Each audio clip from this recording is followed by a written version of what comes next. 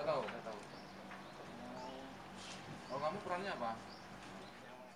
Satreskrim Polres Bojonegoro berhasil menangkap 3 pelaku spesialis pencurian kendaraan bermotor yang sering melakukan aksinya di rumah dan kos-kosan yang sedang ditinggal oleh pemiliknya.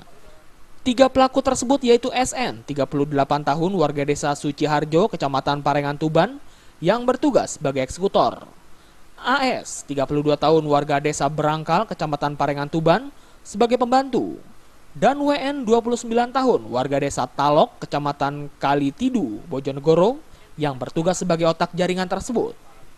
Dari ketiga pelaku, satu diantaranya berinisial SN harus dilumpuhkan petugas dengan timah panas di bagian kaki kanannya karena mencoba melarikan diri saat akan dibekuk petugas.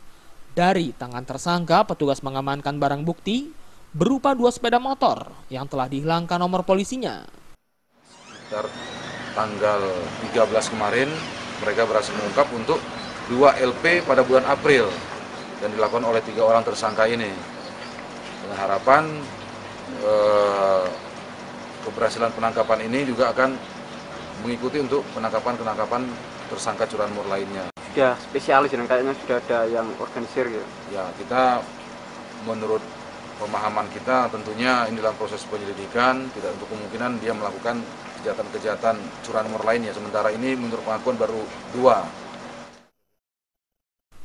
Untuk mempertanggungjawabkan perbuatannya, ketiganya terancam pasal 363 KUHP tentang pencurian dan pemberatan dengan ancaman 7 tahun penjara. Dari Tuban, Sumali Malwapati melaporkan.